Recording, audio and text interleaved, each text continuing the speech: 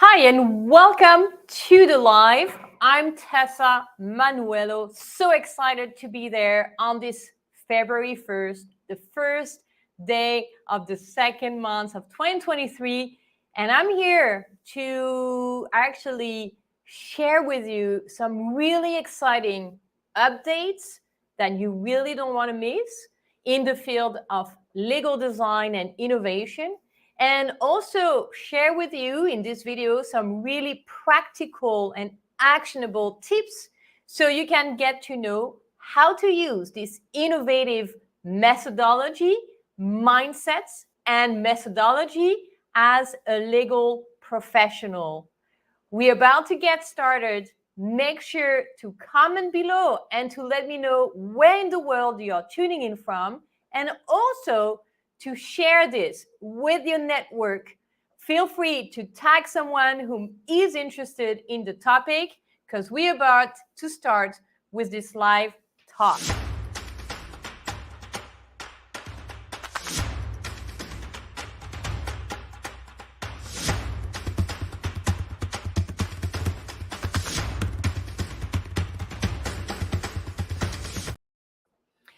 And here we are talking today about some practical strategies that you can put in place in your legal practice. So whether you're a legal professional, a jurist, or even a legal ops technologist, this is for you. And if it's all of those names sounds a little odd, that's okay. I'm going to demystify everything for you in today's episode. But before, I'd like to tell a little bit about the journey that brought us here to this live, because it all started 10 years ago.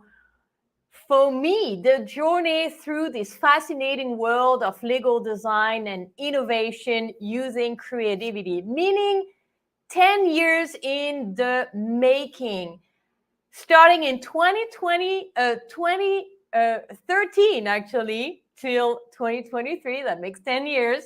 Starting in Toronto, where I was attending a creativity conference in the countryside of Toronto, meeting amazing experts who have done so much research in the field of creativity as a problem-solving methodology. I don't know you, but at least at the time, I didn't know creativity could be used to solve complex challenges and also to bring innovation. In my view at the time, creativity was something that the artists would use to express themselves through different mediums, and something I actually quite enjoyed at the time doing. At the time, I was actually doing improv. I don't know if there are any improv people here. If you do practice improv or if you have done improv, let me know in the chat.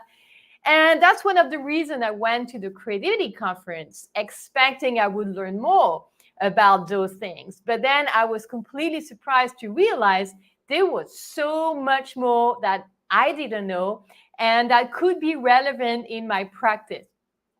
You may not know, but before doing what I do with legal creatives, I was working in an established arbitration institution dealing with cases, managing the cases, reviewing the arbitration awards, and ensuring the procedures were speedy. And I understand hands-on the complexity of working with the law as an expert. And so let's just imagine for a second how difficult it can be for non-experts. And that's a little bit what I decided to do after attending this conference, to research this methodology and to investigate how it can be relevant for the legal sector, and then decided to went on this international global journey, sharing those insights, sharing about this methodology, and interacting with legal professionals from literally all around the world, starting with North America, then moving into Europe, and also doing work in South America. So those are just a few of the snapshots of all the events, conferences, master classes that we organized or we were invited to attend to share a little bit about those insights and knowledge. And what I realized is throughout this research I did and throughout the work I did, I realized there were truly two kinds of professionals. And maybe you're going to relate. Maybe you feel in your practice not so valued for the work that you do. And maybe one of the reasons for that is because, well, you know you should innovate, but when do you find the time to do that? It's already so difficult to manage the day-to-day work and to also respond to the expectations of the clients.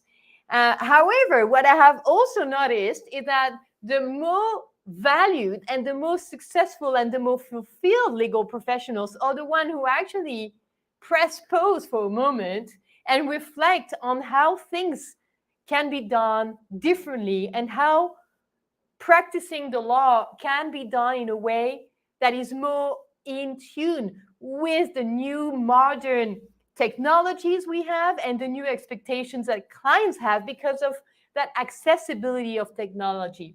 And so, to make that story short, I realized that the ones who were feeling more fulfilled, more successful, more valued, also more determined, more committed, more motivated, were the ones who were not afraid to press pause and to actually invest in new methodologies that are not necessarily taught at law school or legal continuation education and experiment with those new methodologies.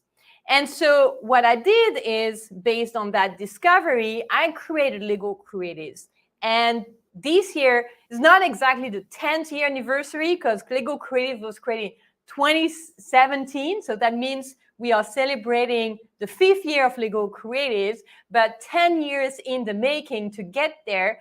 And Legal Creatives is a platform and a community where together we learn those new techniques and tools and methodologies to be more modern, to be more agile, and to be more effective in the way we work with our customers. Because you and I know that today, that's what matters the most, is the relationship you build with customers and the service you give.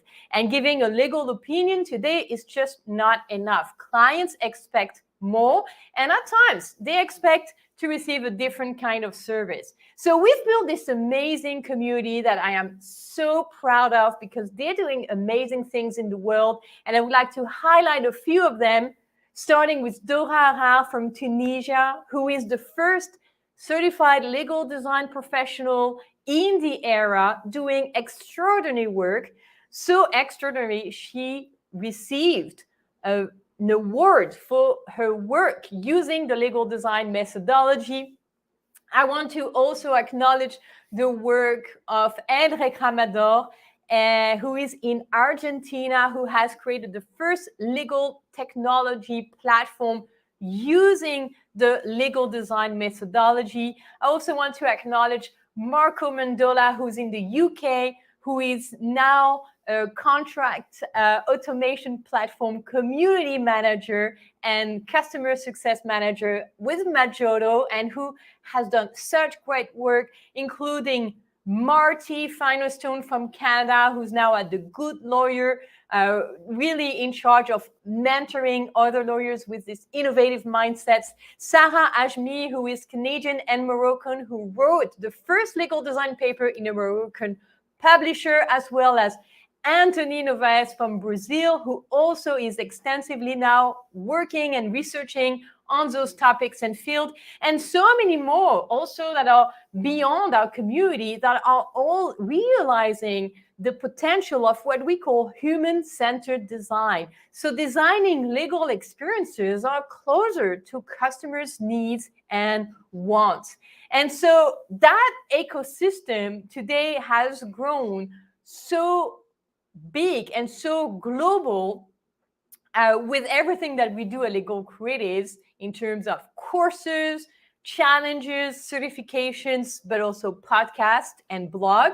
So, by the way, if you don't know about the Legal Creatives podcast, you should definitely give it a listen. There's a lot you're going to learn by listening to the guests, but also to the free mini classes I gave on the podcast.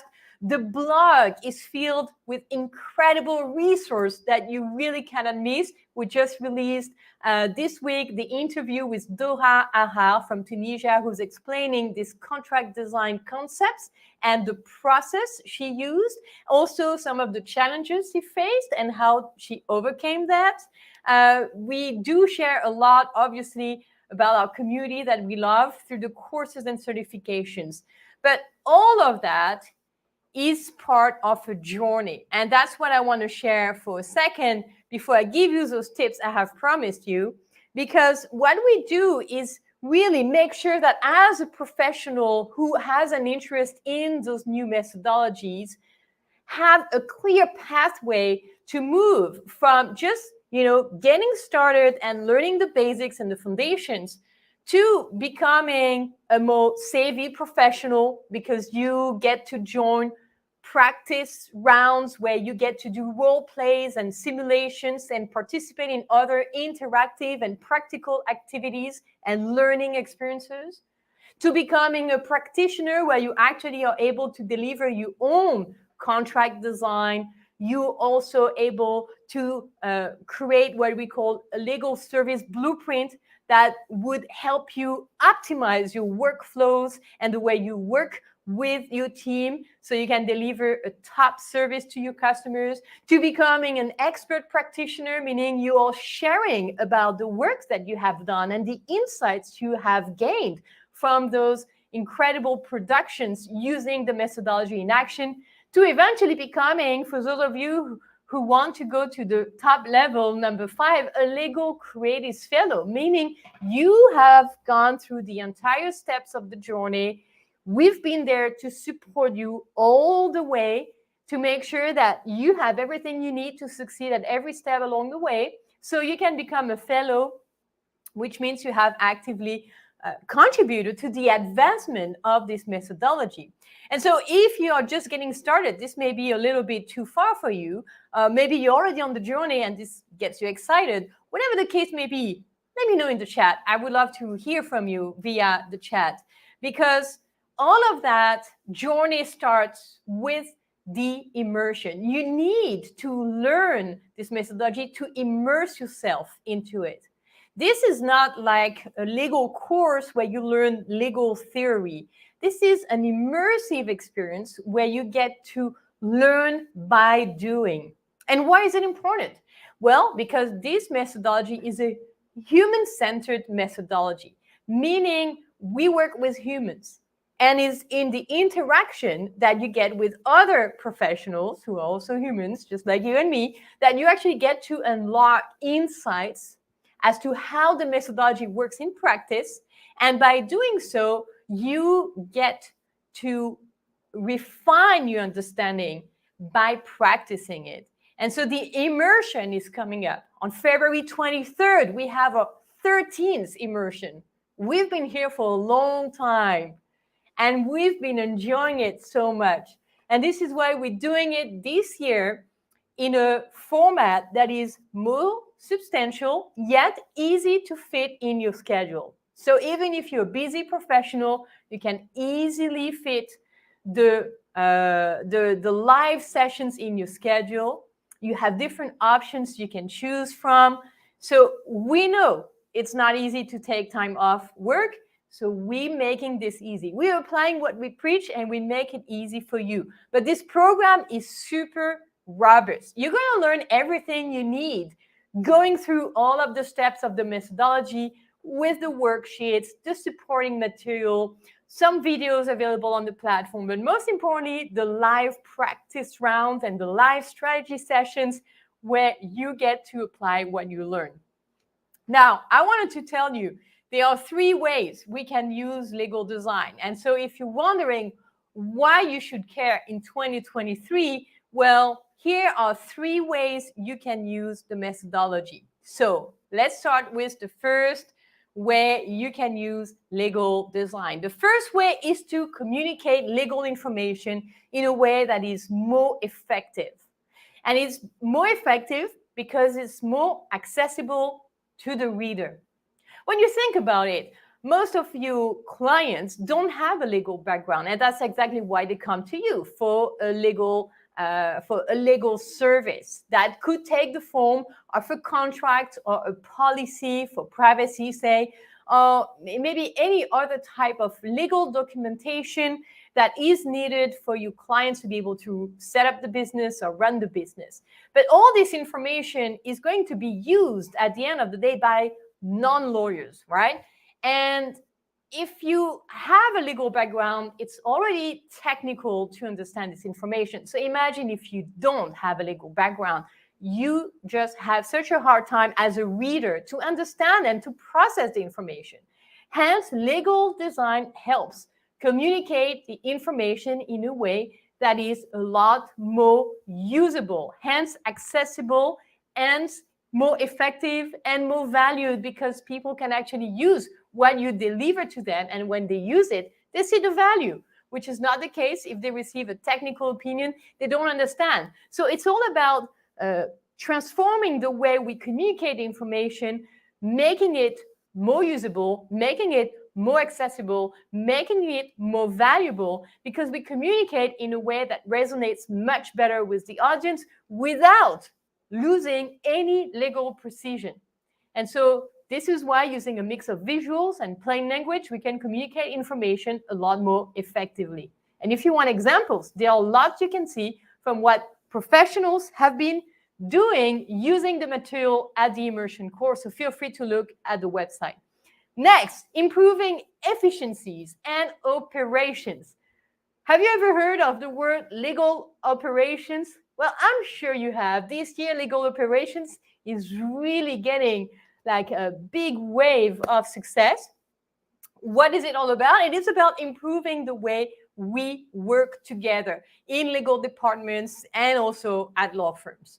And so when we want to streamline the operations and when we want to deliver the service quicker to the customer, we need to look at areas for improvements in the way we work together. So the workflows, the tools we use, the technologies we have in place. And so improving efficiencies and operations mean using the legal design methodology to map the existing workflows and to do that in a way that is centered on the customer's journey, because your customer is going through a journey with you. If you don't have a visual map that shows that journey and all of the different touch points and tools and people and resources, well, then it's going to be tough for you to identify those rooms for improvement. Hence, you would like to start visualizing the journey for your customer and seeing in the back end, meaning in your office, what are some of the things you could do to improve that experience and to improve the experience of getting the work done in your office as well. So that's the second way, improving efficiencies and operations. And the third way is to support the digital transformation and the adoption of new technologies. I'm sure you've heard about those new technologies. There are so many of them. Legal tech is booming, literally, but there's so many options, so many tools. Which one do you need to use? And how are you going to integrate it in your day-to-day work?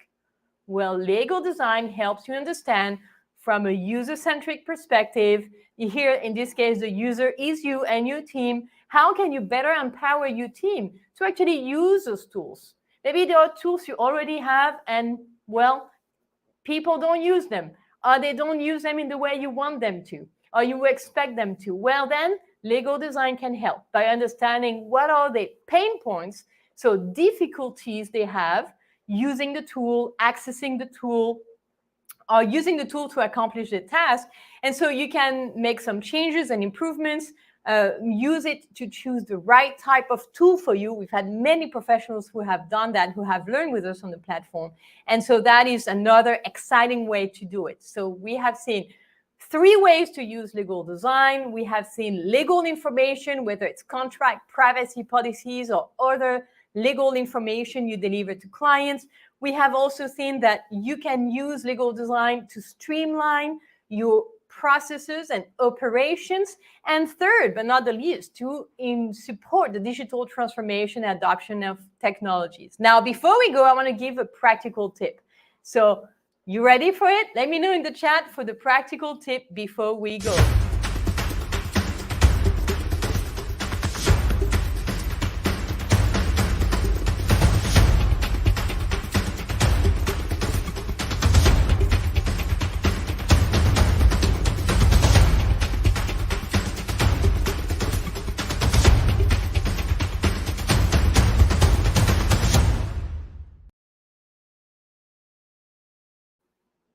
So the practical tip I want to give to you today is related to user research. That is a fundamental aspect of the legal design methodology. UX meaning user experience. So how can we improve the experience of users in the world of law? And the first thing to do is to start with research. So I'm not talking here legal research, I'm talking user research. So who are the users who have a problem? Who are the users you would like to help? Is it your customer? Is it your colleague? Is it yourself?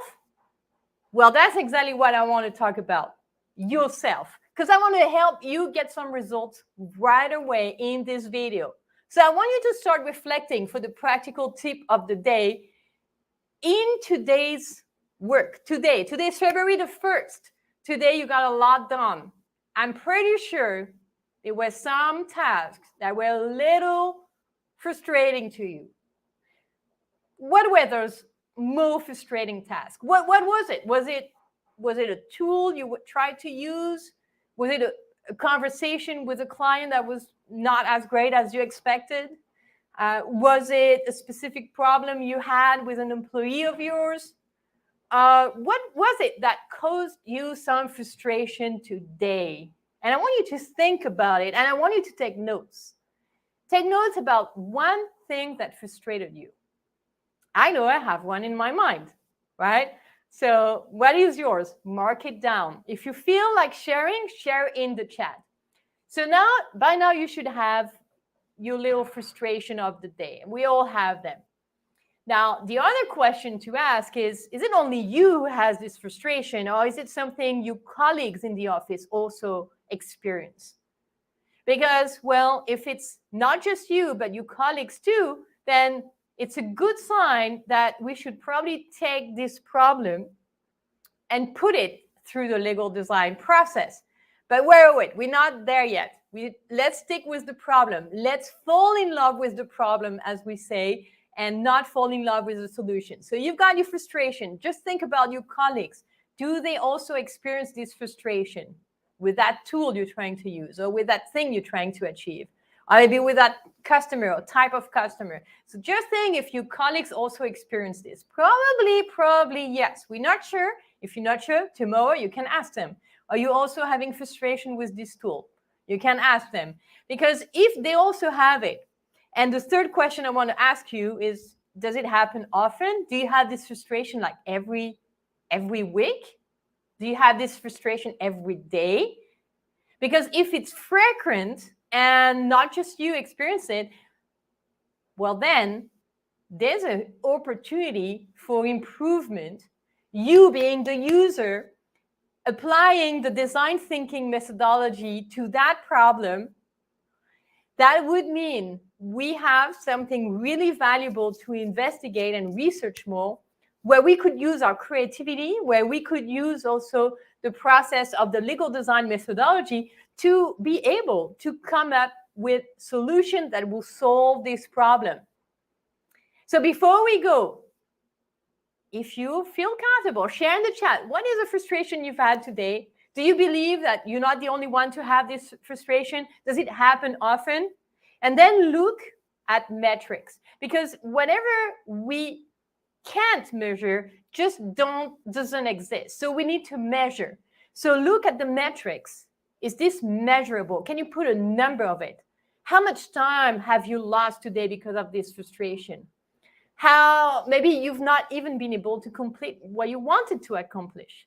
Maybe it caused you so much angriness. You just came out of work just so angry, and you're not feeling fulfilled, and you're not feeling valued for your work because you just maybe don't have the tools to help you accomplish what you need to accomplish.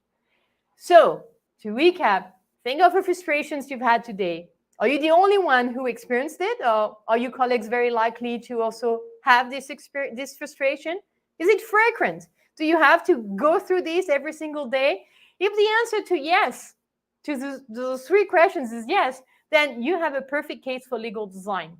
And that would mean you would come back to the next video where I would share, hopefully every single day, I'm going to share some tips and advice to help you make some progress. But now you know how to identify a problem. Of course, this is a really short video. We do share a lot more extensively in the courses, but it's just to give you an idea of the legal design mindset, that is to identify the problems and then go through a series of steps that are very structured so you can arrive to a better solution down the line, and you can prove with numbers and metrics and KPIs that you are reducing the time required to accomplish the task, and that you are also improving the joy you have at work, because you're reducing those frustrations and you're increasing your productivity and you're increasing your efficiency, and that is good for you, that is good for the office, and that is good for the customer.